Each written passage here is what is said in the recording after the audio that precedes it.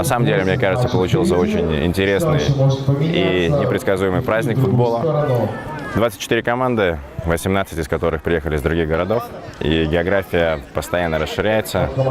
Те команды, которые приезжают, они действительно дают городу не только интересное шоу, но также от них есть большая польза в том плане, что они оставляют свои финансы. И имея нетрудные, несложные математические подсчеты, можно довольно смело сказать, что за одни выходные приезжие команды генерируют городу до 10 тысяч евро. Помимо того, что у нас фестиваль и для взрослых футболистов 16 лет, мы, конечно же, развиваем футбол для детей, которые младшие и хотят заниматься футболом, и чтобы желание у них появилось. И у нас разные интересные конкурсы, так как довольно много есть интересных призов от партнеров.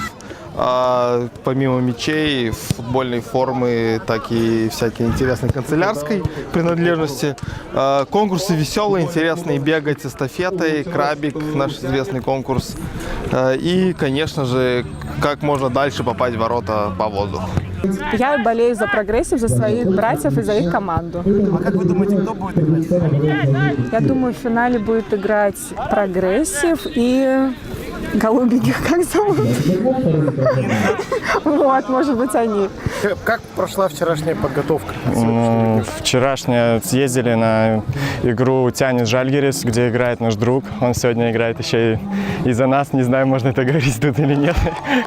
Забил он там гол, все были рады. Может, даже вчерашние эмоции помогли нам сегодня выиграть. Как вы думаете, кто ваш основной конкурент?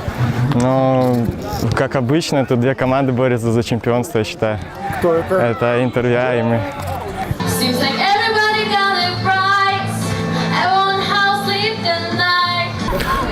Mūsų komanda Intervie, aš Robertas. Tikslai tai kokie? Aukščiausi laimėti turnyrą. Kas jūsų pagrindinis varžovas? Kaip jūs manote?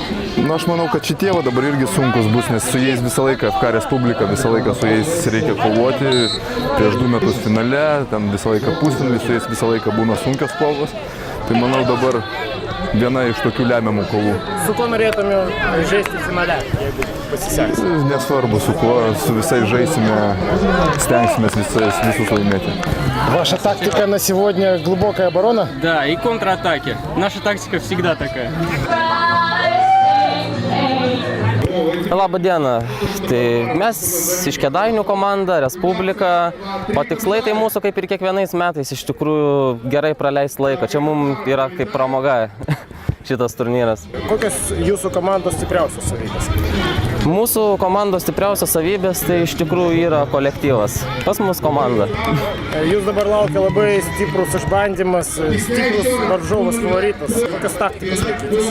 Mes bandysim antrų numerių žaisti iš tikrųjų ir pasigauti, kaip sakant, ant kontratakų. Mes команды tokie irgi nenuvertinam savęs, iš tikrųjų mes mokam жесть. Мы всегда пытались организовывать этот турнир для нас, для нашего города. И в самом начале было 12 команд. В общем, 9 из них были висагинские. Сегодня мы говорим о том, что 18 команд приезжают, и только местных получается около 6. Фактически все перевернулось вверх дном.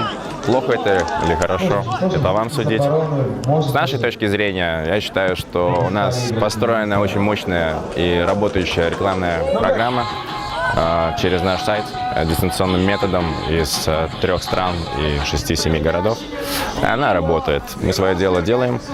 Это очень тяжело, это неоплачиваемый труд, это волонтеры, это постоянные еженедельные конференции, это более 6 месяцев работы, то, что здесь видят люди за 2 дня.